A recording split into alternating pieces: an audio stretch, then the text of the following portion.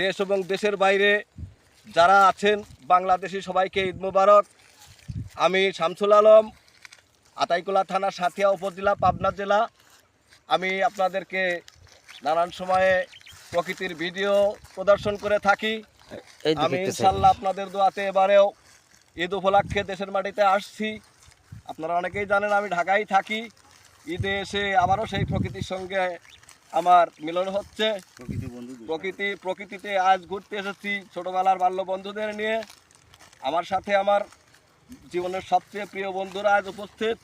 পাশে আব্দুল সুবহান রয়েছে, রিজাউল করিম এবং আমি হতভাগা শামসুল আলম। আপনাদের আজ প্রকৃতির যে ভিডিও প্রদর্শন করছি সেটা হচ্ছে, দেখুন যে আমি 12ই ফেব্রুয়ারিতে নির্বাচনে পাবনাতে এসে আপনাদের পেঁয়াজের মাঠের যে ভিডিও দেখিয়েছিলাম, তখন প্রকৃতির কি পরিবেশ ছিল আর এখন আজ কি পরিবর্তন এসেছে। তখন ছিল তরতাজা পেঁয়াজের গাছ, আজ সেই পেঁয়াজের গাছগুলোই পরিপূর্ণ ফসলে পরিণত হয়েছে। সেগুলো পেকে গেছে কিছুদিনের মধ্যেই, আজ 2-1 সপ্তাহের মধ্যেই আমাদের এলাকার কৃষকরা এখন এগুলো ঘরে উঠাবে। দেখুন পেঁয়াজ, দেখেন কত বড়। আমরা যারা পাবনাতে থাকি বা যে সকল জেলায় পেঁয়াজের আবাদ হয়, তারা তো আপনারা পেঁয়াজ কেমন দেখেই থাকেন বা চেনেন।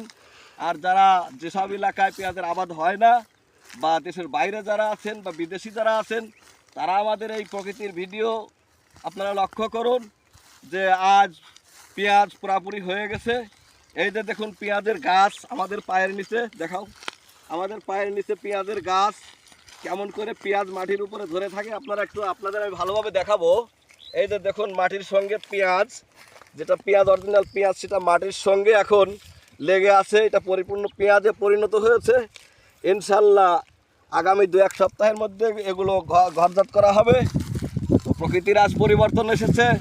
পেঁয়াজগুলো যেন মাটির সঙ্গে আঁকড়ে ধরে আছে, মাতৃভূমির সঙ্গে আঁকড়ে ধরে আছে, ভালোবাসায় লিপিবদ্ধ হয়ে আছে এরা মাটিতে। ধন্যবাদ। আমি আপনাদের সারা মাঠ দেখাচ্ছি পেঁয়াজের আজ কত পরিবর্তন। পেঁয়াজ পেকে গেছে, পেঁয়াজ উঠে যাবে, আবার এখানে পাটের আবাদ হবে। আবার প্রকৃতির পরিবর্তন যখন আসবে, আমি সাথে সাথে আপনাদের কাছে আমার ভিডিও আবার পাঠিয়ে দেব। ধন্যবাদ শামসুল হক, আপনার সুন্দর বক্তব্য দেওয়ার জন্য। ধন্যবাদ।